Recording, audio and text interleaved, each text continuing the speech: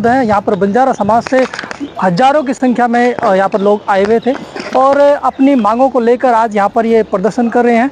आइए हम बात करते हैं कि क्या क्या समस्या है, क्या क्या प्रॉब्लम्स हैं और इन क्या समस्या को लेकर आज आप। नमस्कार सर, स्वागत है आपका चैनल पर। क्या समस्या को लेकर आज आप यहाँ पर आए? देखिए, आज अखिल भारतीय बंजारा सेवा सेना ने एक बहुत ही बड़ा कार्यक्रम किया है जंतर मंतर पर जी।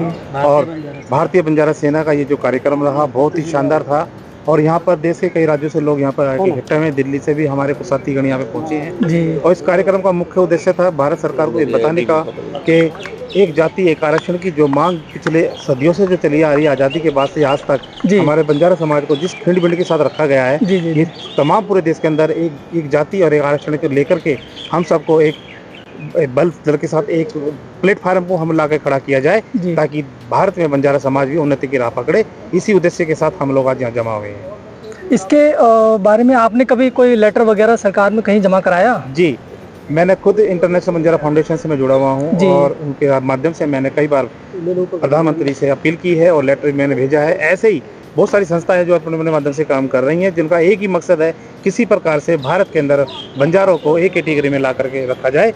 और इसी मांग को लेकर के भारतीय बंजारा सेना भी आज जंतर मंतर बड़ा प्रदर्शन कर रही है और इनकी भी आज यही मांग है कि पूरे देश में इस समाज को जो है एक सूत्र में बांधने का काम भारत सरकार करे जी। बंजारा समाज जो भारत में काफ़ी योगदान रहा है, आज वो खुद ही परेशान है और जंतर मंतर जैसी जगह पर आकर उनको अपनी जो चीज़ें मांगने का। नमस्कार सर, स्वागत है आपका चैनल पर। क्या क्या समस्याएं हैं और क्या आप सरकार से चाहते हो? देखिए, समस्याएं ये कि ये बोलिए क्या नहीं है जी।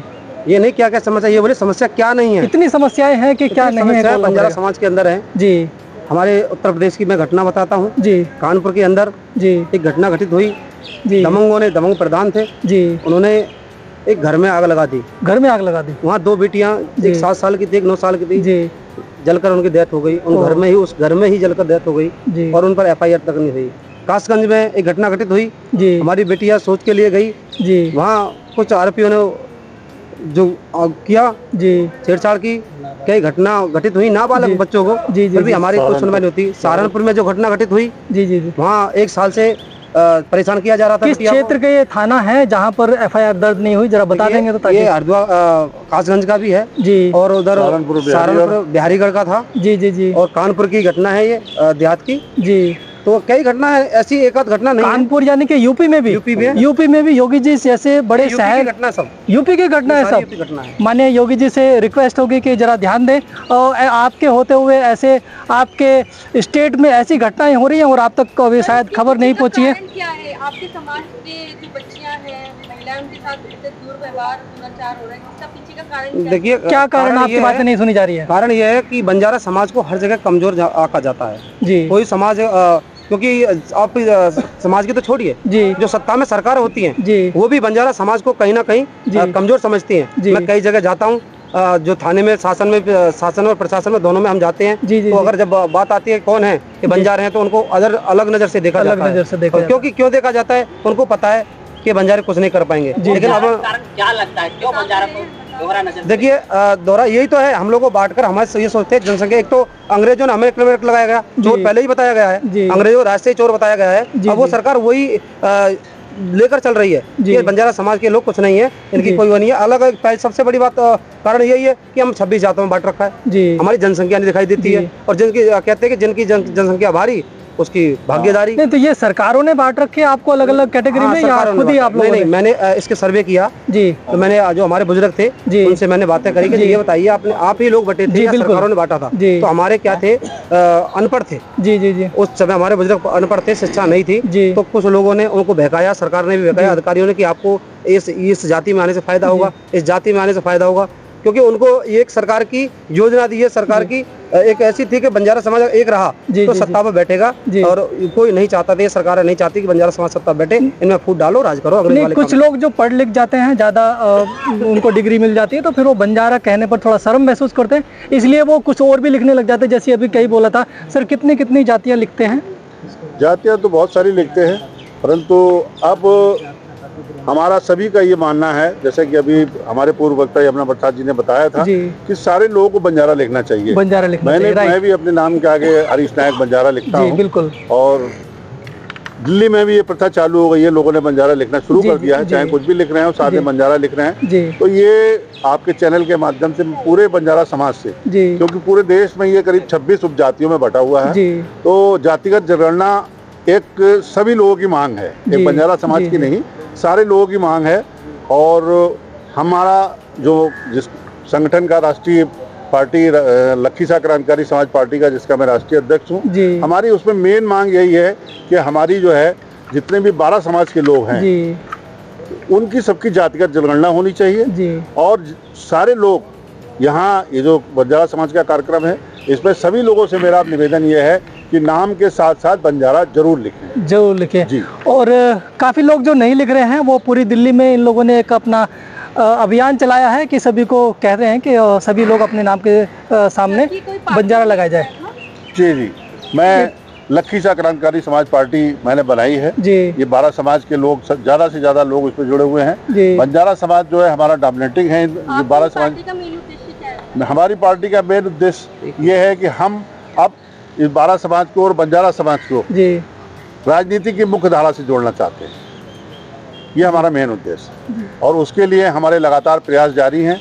हिंदी भाषी प्रदेशों में हम लोग लगातार काम कर रहे हैं। हमारी जो बंजारा जाति है वो कर्नाटक में, केरला में, आंध्रा में, तेलंगाना में यहाँ पे एसटी का दर्जा मिला हुआ है, और ये लोग वहाँ पे राजनीतिक रूप से सब संपन्न है एक तरीके से, ऐसे माना जाइए। परंतु हिंदी भाषी क्षेत्रों में जो है राजनीतिक रूप से बहुत ज़्यादा पिछड़े हुए हैं। और हमारी जो पार्टी है वो लगातार अब प्रयास कर रही है। मध्य प्रदेश में, राजस्थान में हमने अपना संगठन बना लिया है, मध्य प्रदेश में बना लिया है, हरियाणा में हमने बना लिया है, उत्तर प्रदेश में हमने बना लिया है, मध्य प्रदेश में हमने बना लिया है, बिहार में हमने बना लिया है।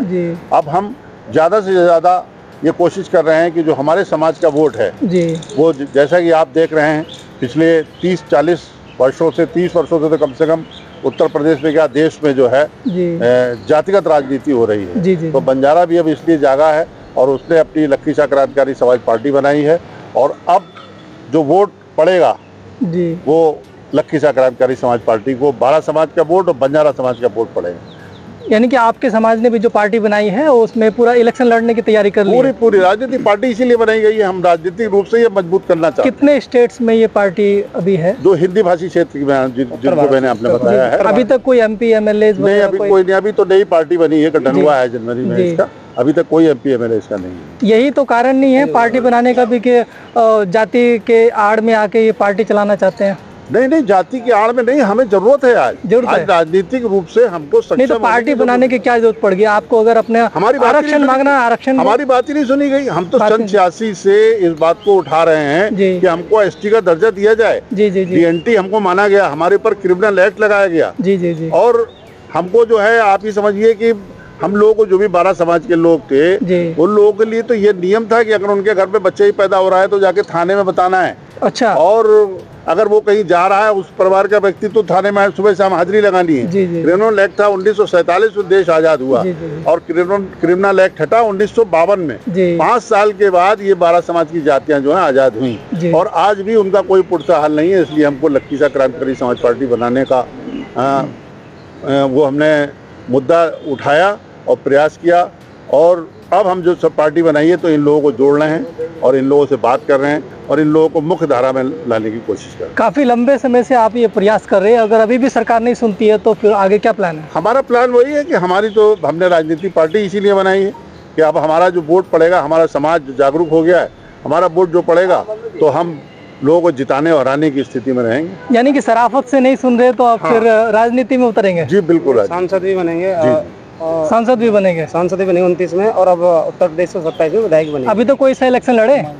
नहीं, इलेक्शन अभी नहीं लड़े हैं, पार्टी जो बनी है। और बंजारा सेना पूरी तरह समर्थन में है। चलिए, बंजारा सेना अभी पूरे समर्थन में है और जोश खोश में है जी। अच्छा, क्या क्या मांगे हैं वो बता दीजिए। मांगे हैं जी, संपूर्ण भारत में हमारा जो मांग है वह गृह मंत्रालय के लिए है, भारत सरकार के लिए। जी।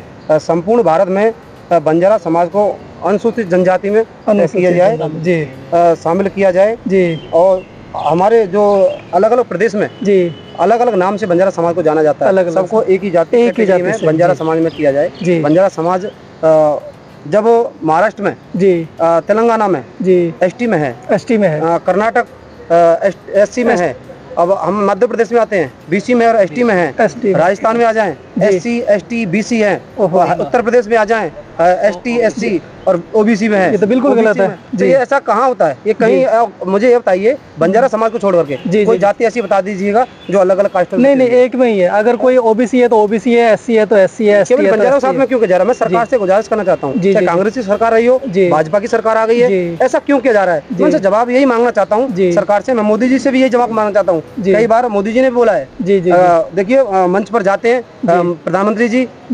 और हमारे गृह मंत्री जी, जितने भी नेता गण जाते हैं, मुख्यमंत्री जी भी गए थे, योगी जी भी आए थे, केवल बंजारा समाज का नाम बोलकर खुश कर देते हैं, देते कुछ है नहीं। ये मैंने कई बार देखा है। केवल तारीफ करने से बंजारों की काम नहीं चलेगा। नहीं तो अभी 80 करोड़ जनता जो है अभी अनाज का नहीं 80 जो अनाज की है 80 करोड़ जनता इसका लाभ ले रही है, तो क्या आप उसका लाभ आपको नहीं मिल रहा है? नहीं, उससे क्या होता है? अभी यूपी में, अगर आप यूपी की बात कर रहे हैं, बताइए 5 किलो राशन में हम क्या कर सकते हैं? हमें क्या चाहिए? शिक्षा, हमें शिक्षा चाहिए, स्वास्थ्य चाहिए। वो सरकारी स्कूलों में कितनी बन सकती है? कुछ नहीं मिलती है। जब हम प्राइवेटों में लेके जाते हैं बच्चों को, तो हमारे पास पैसे नहीं है।